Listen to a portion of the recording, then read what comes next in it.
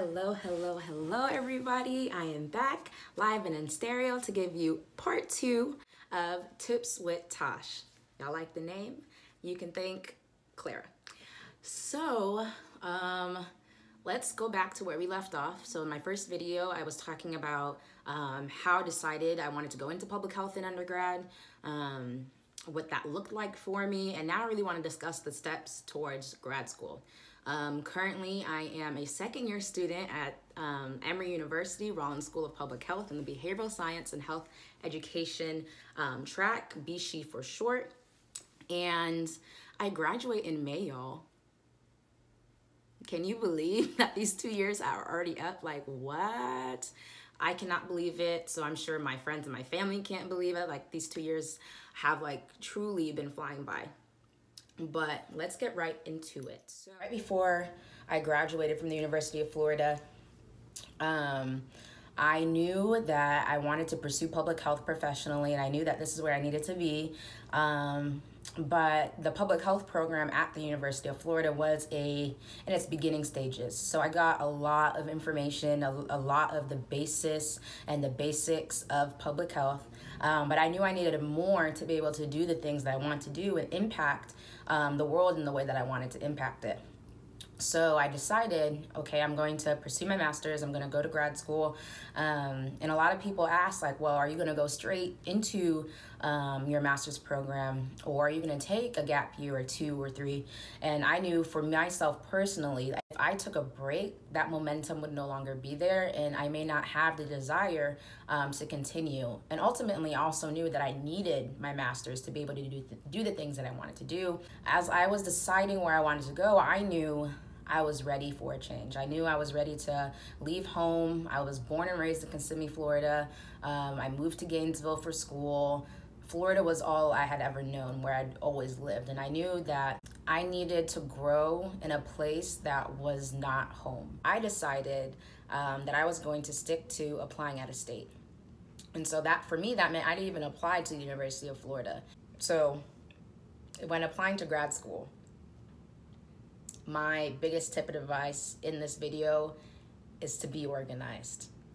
Be organized for the sole fact that you do not want to miss a deadline because you misplaced something, or because you didn't know, or because you got your dates mixed up. So what I did is, as soon as I realized I wanted to pursue my master's and I knew I needed to begin looking at these programs, I created a Google Excel sheet where I put down the name of the school, the state it was in, its rank, how much tuition was for an out-of-state student. So I created my spreadsheet. I started inputting the names of these schools that I wanted to apply to. But as I was doing this, I also had to apply for to start studying for the GRE. So I only took it once, and that was I only really wanted to take it once. I didn't want to have to take it again, study for it again. So I studied for about 2 months, like 2 months of like hardcore like studying. And when I say like hardcore studying, I don't mean every single subject, every single topic. The GRE, I will say this, is not the hardest of exams. And I'm speaking subjectively because I've never been a bad test taker. But I really focused on the math portion of the exam because reading comprehension wise, vocabulary wise, I was pretty good. So I'd brush up on those areas, but I really focused on the math piece because math has never been my strong suit. So the tip for the GRE that I have is focus on where you're the weakest. And my way of studying, I didn't take a course. I bought a Kaplan book because I heard so much, from them and good things from their study material. So I bought one book. It was this big, thick paper book, but it came with all the material you need to study. It came with practice questions, mock exams, all of that. And it also came with an online piece. And so that's my biggest recommendation, is definitely find a program that gives you an online piece, because the actual GRE is not pen and paper like most things these days. It's on the computer. So with the online component, I also had access to even more practice problems and mock exams. And so I could take mini well, actual full-length GRE test on my computer, which was really good. I'd set myself up in a quiet space and set, you know, for however long the test took, and I do it in one sitting so I could get the feel and practice. So I took the GRE in September. I studied for, it was kind of like on and off. It was the summer, you know, turn up. And I believe you get your score right after, if I recall correctly. Sorry, I don't have the best memory. My friends and my family know this, but yeah, you'll probably see this in these videos. So anywho, when I got my score, I was okay with it. It took me by no surprise that I didn't do so hot on the math portion. Like, no surprise. Like I said, math was never, ever my strong suit. So, but I knew that I didn't want to retake this test. I didn't want to go through the hassle and the process of studying for this test again. And so I was like, I'm gonna make this work. I'm a strong candidate everywhere else. So this is gonna have to work. Like, God, you're gonna have to work on my behalf. But also, I will say this. I was going in looking for programs that were specific towards behavioral science and health education. At the personal level, the community level, things of that nature. And that certain track doesn't require too much knowledge in math. And so in realizing this, I realized like my score on the GRE shouldn't impact me too much in that section because they're not looking for me to be a math genius. Another tip that I have is that the University of Florida, and I'm not sure about other schools, they do provide a waiver for the GRE. I forgot to mention that, but like for UF, you just go to the Bursar office and you ask them for it. And it's a one-time waiver. So if you end up taking the test again, you won't have that waiver anymore. After taking the GRE, that was done. That was out of my head. Now I really need to focus on my applications, my personal statement, my letters of recommendation. And the very first thing that I did in my spreadsheet was map out the deadlines, like what was considered an early applicant and what was like late, like what was going to be the latest like cut off date. And I went by the earliest. That was my goal for all these applications, was the earliest. So that way, let's say I needed to wait for another letter of rec, then I could just wait. Do everything that you need to do as early as possible. If you already know you want to apply to a pre-professional program, a graduate program, what have you, and you know who you have in mind for those letters of recommendation, begin reaching out to those people, because this is something you cannot do last minute. You will be put into a position to fail, because people are not entitled to work on your timeline. People are not entitled to finish a task when you say to finish a task. Like, there's courtesy in doing that, but they're not entitled to do that. So please do yourself a favor and get these things done early, because you already know that these are going to be necessary steps and necessary key pieces in your application. So don't do yourself a disservice by waiting last minute. After compiling everything, figuring out where I was going to apply to, getting the money to be able to apply to schools. Yes, getting the money to apply to schools, because it's not free. So to apply to schools, there's a fee for each application you send out. And then there's another fee for each school. That's when I realized, like, I really needed to be strategic with where I was applying and why I was applying. Was I applying solely because it was a big name, or was I applying because I saw value and I saw myself there? If you are applying to any type of graduate program, do not feel as though you need to apply to every program under the moon, under the sun. And I know this doesn't necessarily apply too much to my friends applying to dental and medical schools, because for y'all, like, the more you apply, the better your chances. But for graduate programs, I would say take caution, like really understand why you're applying to a school. don't do it for the wrong reasons. Don't. Because if you honestly do not see yourself there for the 2 years or the year or however long your program is, then why are you applying? Because you're not going to feel happy when you get there if you get in. You're not going to enjoy it as much because it wasn't your top choice. It wasn't a place that you were invested in. So be invested in the places that you're applying to. Look at the current professors and the research that they're doing. Maybe there's a certain professor there that's doing exactly what you want to do, and that is why you want to apply to that school. Let that not be the sole reason, because maybe the professor leaves, but maybe that school has amazing resources, or their graduation rate is very high, or they have the exact concentration in the program and the curriculum that you like.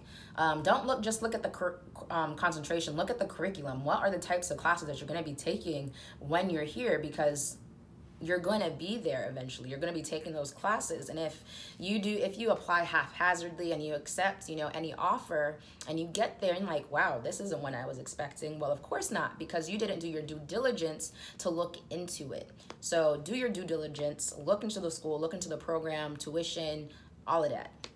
So as I was applying, I gave myself a deadline of December 1st to get everything done, everything turned in, everything completed and submitted. Like I said, it's important to go ahead and start asking early. The earlier, the better. There's no such thing as too early. If you ask them really early and you just say, hey, I really want to use you as a letter of recommendation. I enjoyed your class, XYZ. I learned this, whatever email template you send out, but let them know, like, this is just a soft ask. Like, it's not due anytime soon, but I wanted to let you know. So they can already have it in their back of their minds, like, oh, I already have a student's letter of rec to do. So as other students ask, they're like, okay, I have to do hers first. I have to do his first, because they asked me back in July. So I submitted my applications, I paid the fees. And at that point, it was just like, all right, I'm giving it to God, because at this point, I can't do anything. I've already submitted the thing. So it's either a yes or it's a no. It's a yes or a no. No in between. So I couldn't really do anything about it. So after that, I just waited. And I actually received my first acceptance letter.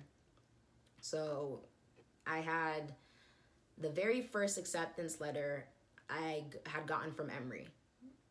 And I remember getting that email and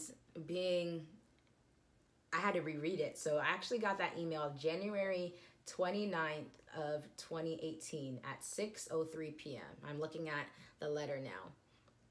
And it said, and when you get an email after like applying to a job or, applying to a school, and you skim to see like, oh, we regret to inform you. And so I'm reading and it's like sounding good. I'm like, oh my gosh, it's still sounding good. So it says, on behalf of the faculty of Emory University's Rollins Schools of Public Health, I am pleased to inform you that you've been admitted. And I stopped there. As soon as I saw the word admitted, praise break. Thank you, God. Thank you. Like, this was not me at all. As soon as I saw that, I was like, all right, bet. I don't need to read nothing else. I got into Emory. Like, wow, this is one of the top programs in public health. And here I am, even throughout the application process, I was doubting myself and doubting my skills and doubting my ability as a candidate, because I was applying to these top schools. I was applying to places like Duke. I was applying to places like Emory, and so many other places, and I just felt inadequate. And this acceptance really took me out of that space, took me out of that mindset. Like, Emory University, a private institution, wants me as a candidate at their school. I was flabbergasted. I was like, wow.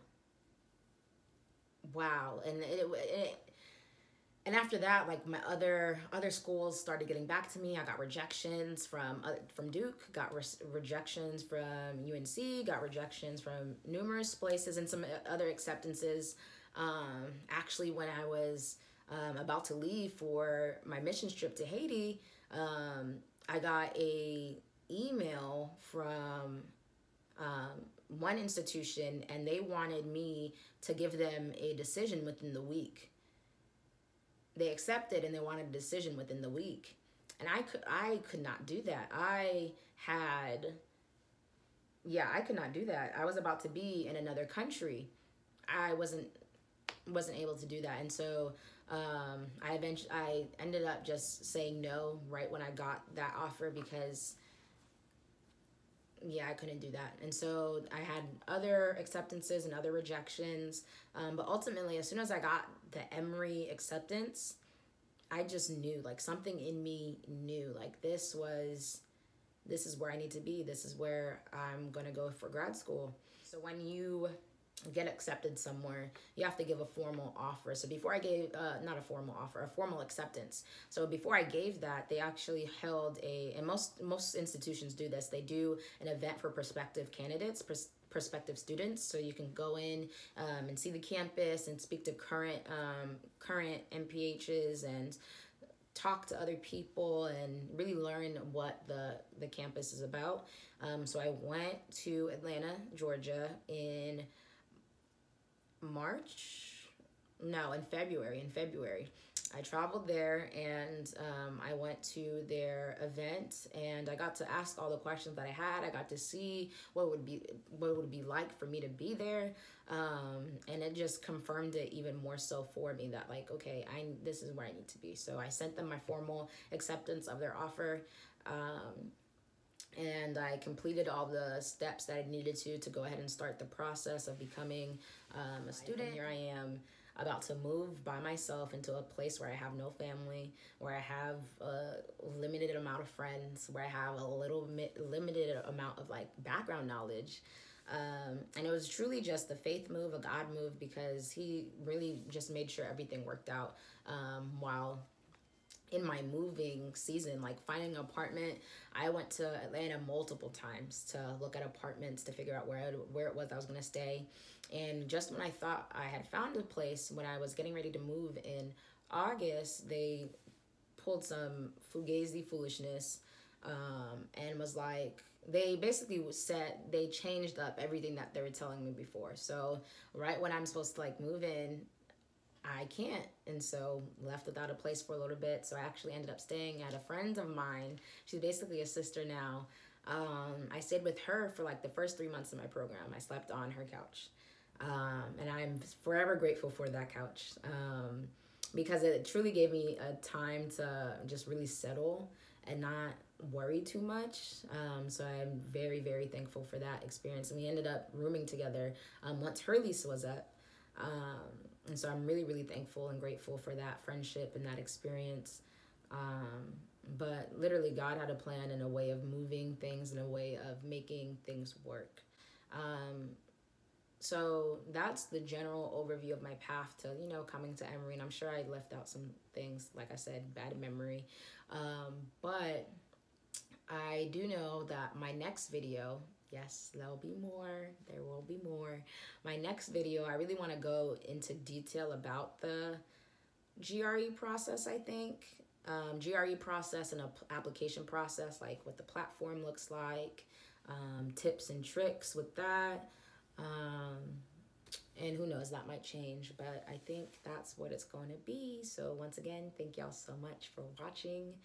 Thank you for listening to me ramble at times. Thank you for it all. So I look forward to sharing some more with y'all.